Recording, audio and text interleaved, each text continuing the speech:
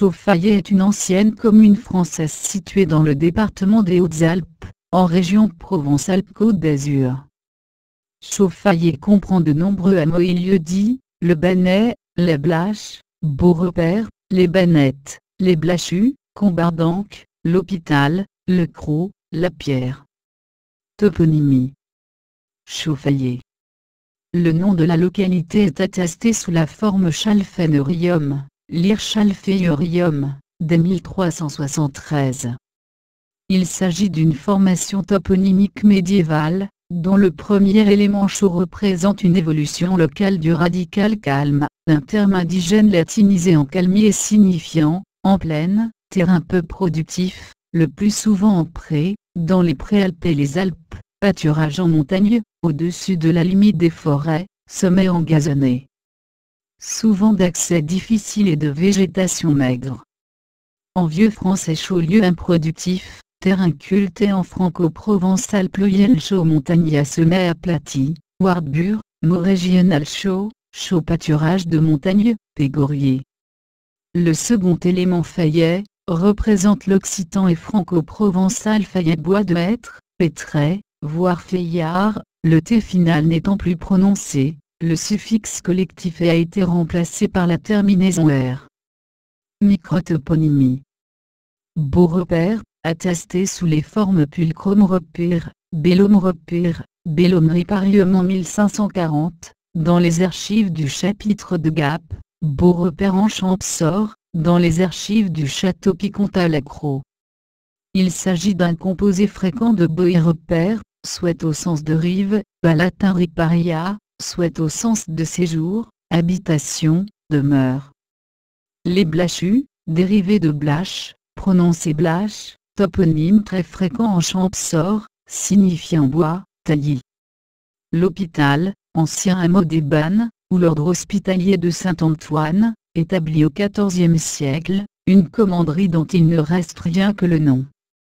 Le Crau, microtoponyme commun dans la région, attesté sous la forme latinisée Crozum au XIIe et XIIIe siècle. Crau désigne un creux, une petite dépression. Histoire. Récemment intégré à la commune nouvelle d'Aubessaigne, qui marque un retour à l'ancienne dénomination. Le seigneur du lieu y avait édifié une maison forte, dépendant du vibaillage du Champsaur.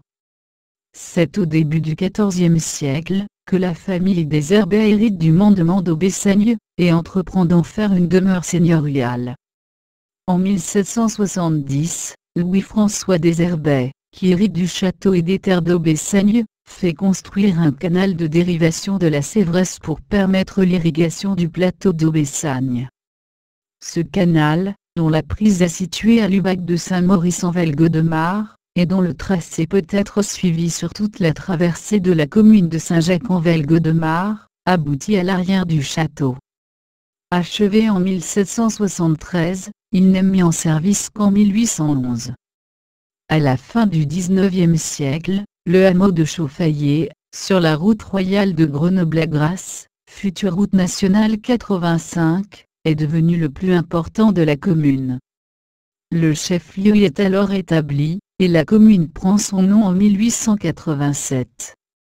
Pendant la Seconde Guerre mondiale, Chauffaillé, dont la quasi-totalité de la population, était en faveur de la résistance, a fourni deux groupes de combat au FFI, l'un de là, commandé par Jean Jourdan, instituteur révoqué par Vichy, l'autre FTP commandé par Jean Gras, lui aussi instituteur. Par ailleurs, le village a abrité 3 familles juives qui ont donc survécu. Le dimanche 20 août 1944, les groupes de résistance ont accroché la colonne allemande, qui venait de Grenoble pour assister la garnison de Gap. Il y eut un combat où périrent 2 maquisards, Mathieu et Gras, homonyme du capitaine FTP, et 3 autres habitants de Chauffaillé. La ferme des 4 chemins fut incendiée.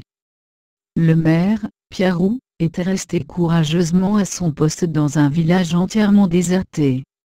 Le soir du 21 août 1944, l'avant-garde américaine arriva à Chauffaillé, et continua sa route vers Grenoble, parallèlement à une autre colonne, qui passait par Luce-la-Croix-Haute. la commune fusionne avec les Costes et Saint-Eusèbe-en-Champsaur pour former la commune nouvelle d'Aubessagne au 1er janvier 2018. Au 1er janvier 2018, la commune de Chauffaillé ayant disparu, les conseillers municipaux de la commune élus en 2014 ont été déclarés membres du conseil municipal de la commune nouvelle d'Aubessagne. Richard Achin a assuré la fonction de maire de la commune nouvelle, jusqu'à l'installation du conseil municipal de cette commune issue des élections municipales de 2020. Démographie. L'évolution du nombre d'habitants est connue à travers les recensements de la population effectués dans la commune depuis 1793. À partir de 2006, les populations légales des communes sont publiées annuellement par l'INOCE. Le recensement repose désormais sur une collecte d'informations annuelles concernant successivement tous les territoires communaux au cours d'une période de 5 ans. Pour les communes de moins de 10 000 habitants, une enquête de recensement portant sur toute la population est réalisée tous les 5 ans, les populations légales des années intermédiaires étant quant à elles estimées par interpolation ou extrapolation.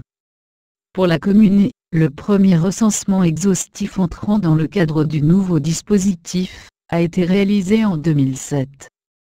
En 2015, la commune comptait 383 habitants, en diminution de 2,05% par rapport à 2009.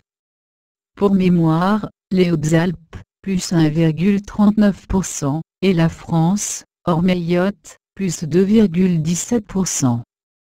Lieux et monuments. L'église paroissiale Sainte-Anne, du XIXe siècle, au nord du village, intérieur richement décoré. Les chapelles des hameaux de l'Hôpital et des Pierres. Le château des Herbais, maison forte dont l'origine remonte au XIIIe siècle, richement rénové à la Renaissance, aménagé au XXe siècle en hôtel de luxe.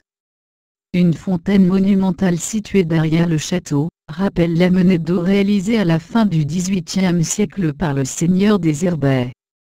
Un parc animalier est annexé au château. Personnalité liée à la commune. Madeleine Jourdan, institutrice à l'école du village.